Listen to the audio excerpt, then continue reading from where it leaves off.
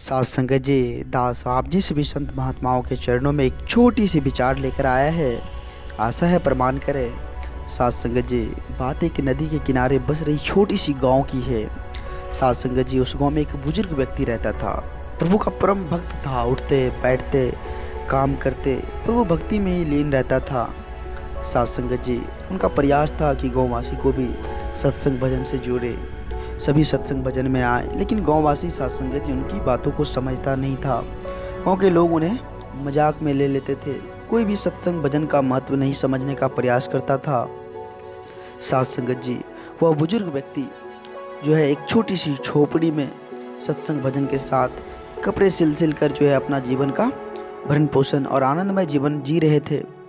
सात संगत जी, एक दिन की बात है, वह बुजुर्ग व्यक्ति सो रहा था तो उन्होंने स्वप्न में देखा कि प्रभु आए हुए हैं, परमात्मा आए हुए हैं और उन्हें कह रहे हैं कि सुबह होते हुए इस गांव को तुम छोड़ कर चले जाओ। इस गांव पर बहुत बड़ी तबाही आने वाली है, बहुत बड़ी विपत्ति है इस गांव पर। इस गांव को छोड़कर सुबह तक तुम चले जाओ।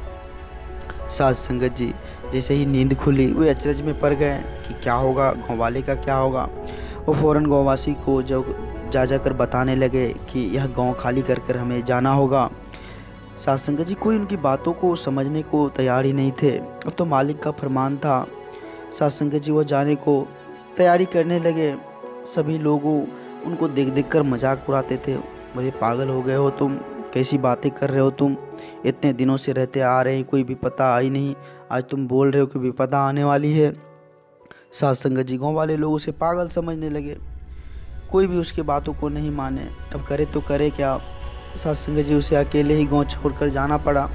जब जा रहे थे, रास्ते में कुछ दूर जब आगे गए तो सात संगत जी, एक जोर की आवाज़ गूंज आई उनके कानों तक कि अरे, घर में कपड़े सिलने वाली सुई छूट गई है, जिसे तुम अपना भरण पोषण करते थे, वो सुई छूट गई है। तुम जाकर वो सुई फिर लेकर वापस आ जाओ। सात संगत जी, वो तुरंत जो है वो जो भी मोटरी था, सामान का गठरी था, उनको रख कर फिर दौड़ लगा दिए गांव की तरफ। सात संगत जी, उनको दौड़ते देख गाँववासी पूरे मजाक हंसी का ठहाका लगाकर जो है बोल रहे थे, अरे भाई तुम पागल हो गए हो क्या, तुम्हें कैसी बातें तुम्हारे दिमाग में रजिस्ट हो गए, तुम देख रहे हो दौड़ के यहाँ जाते हो और वहाँ जाते हो। सात संगत जी, वो किसी की भी बात नहीं सुनी, गया घर के अंदर। जैसे ही वह सुई हाथ में लेकर फिर दौड़ कर वापस, जैसे ही सात संगत जी वो गाँव की सीमा से बाहर हुआ, गाँव में भूस्खलन हो गया। पूरे गाँव जो है धरती में समा गई। सात संगत जी, जैसे ये पलट कर देखा वह दृश्य, परमात्मा। सात संगत जी उनका लाख लाख धन्यवाद करने लगे, हे प्रभु आप धन्य हैं, आप धन्य हैं। सात संगत जी, कहने का तात्पर्य है, जो सतगुरु होते हैं, परमपिता परमात्मा होते हैं, जब वे अपने भक्त की एकमात्र सुई की इतनी चिंता करते हैं तो वो अपने भक्त की रक्षा के लिए कितनी चिंता करते होंगे।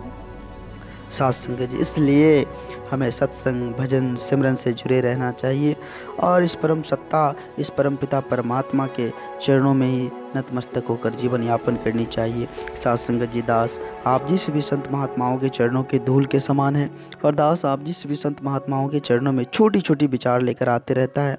आप जिस भी संत महात्माओं का काफ़ी लाड़ प्यार दास को मिल रहा है, आगे भी इस तरह का लाड़ प्यार दास के साथ बनाए रखना अरदास है।